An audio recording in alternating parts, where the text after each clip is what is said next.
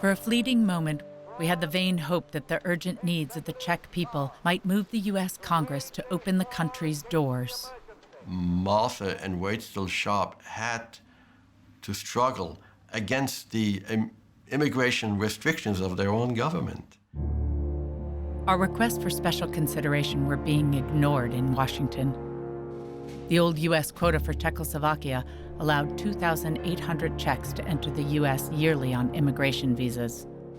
At that pace, most refugees realized that they might wait several decades to get an American visa. But looking that far into the future was a luxury. For most refugees, their greatest need was finding a safe bed for the night.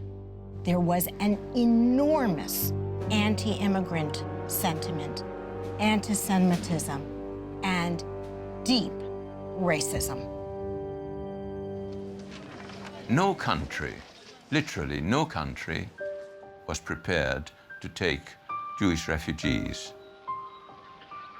After the Nazis entered Prague, we found out very quickly that to get any further where we could live permanently was nearly impossible.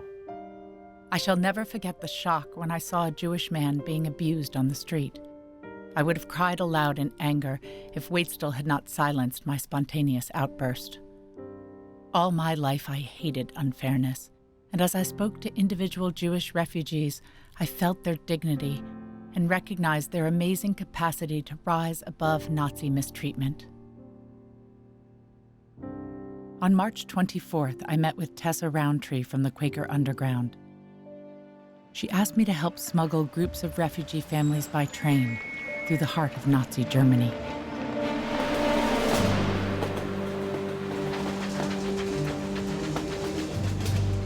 So my father went through a great deal getting a permit to get out.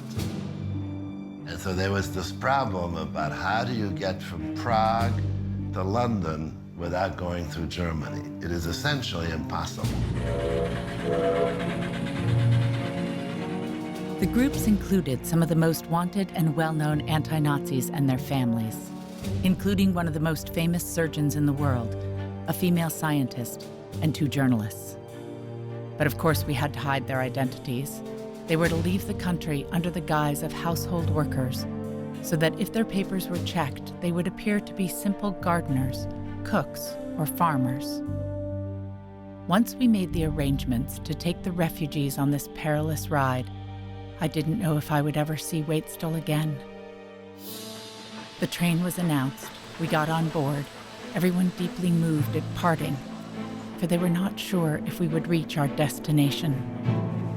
We were going from Prague, Dresden, Leipzig, to the Dutch border. If the Gestapo should charge us with assisting the refugees to escape, prison would be a light sentence.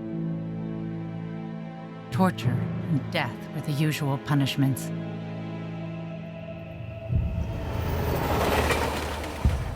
At the German border, our passports and visas were carefully examined. My heart was pounding as I thought about Waitstill, Hastings, and young Martha Content.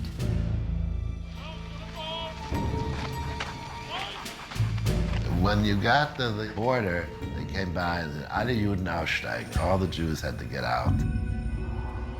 They separated the men and the women. We didn't know if we'd ever see each other again. They checked you, and they really checked you. I mean, they did very careful examination, every possible orifice in your body. At one point, one of these German officers said, "Is that all?" And my father said, "Yes." And they said, "What's that on your finger?" And he said, "Well, that's a wedding ring." And they said, "No, you can't take that with you." So they took it off, and that was the end of his wedding ring.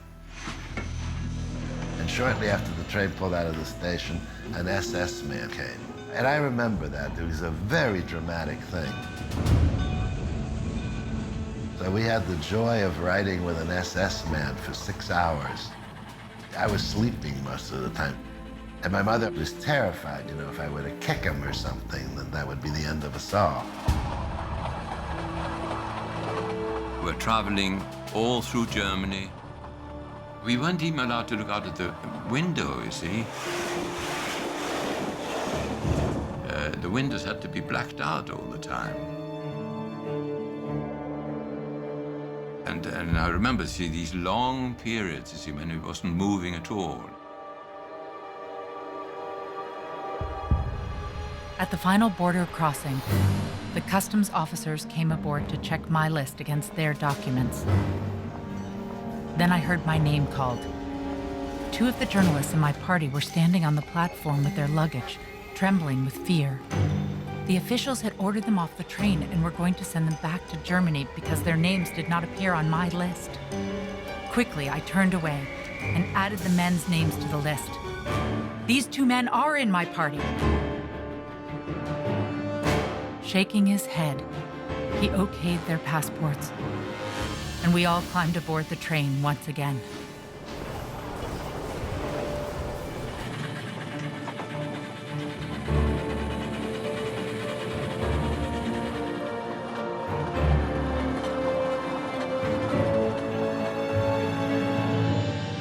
And then we were in Holland, and I remember my parents being ecstatic.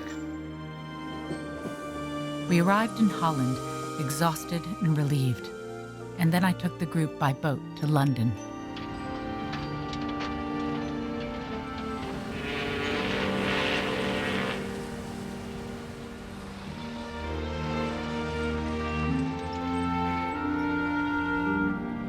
I have a picture showing us when we first arrived in England, and it shows the clothes we came in. And they were the Austrian national costume, and those were literally the only clothes we had. We weren't allowed to take anything else.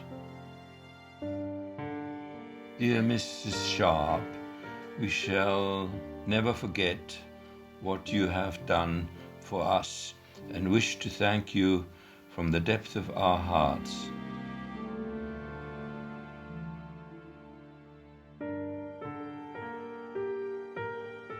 Every life we touched had its own drama.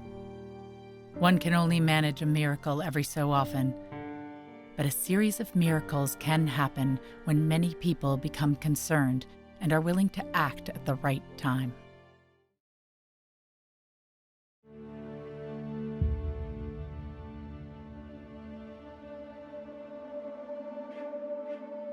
Waitstill had gone out to a meeting in Geneva, and finally the Gestapo tore up his return permission so that he was not going to be able to come back in again.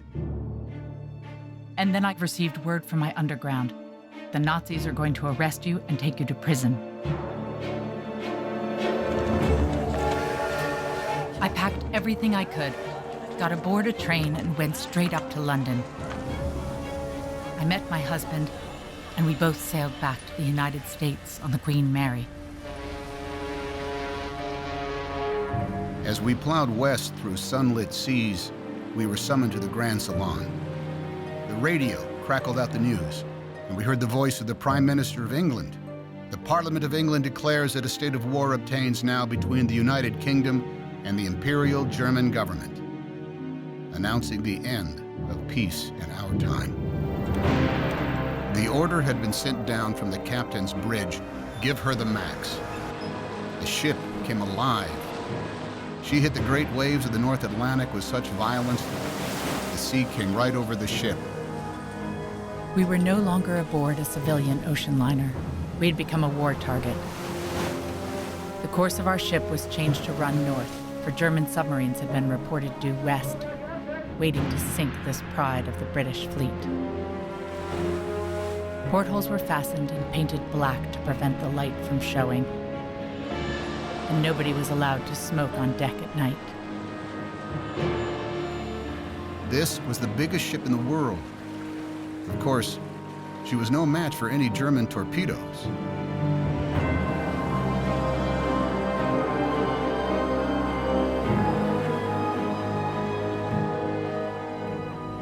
Well, she made it. We landed, and the chapter was over. We docked in New York, and we're back in another world. Love, children's arms, plentiful food. And the only tension that concerned Americans in September seemed to be which baseball team would win the series. Most Americans were not really concerned with the war, nor did they understand why it was declared. Life was still pretty secure in the good old United States of America.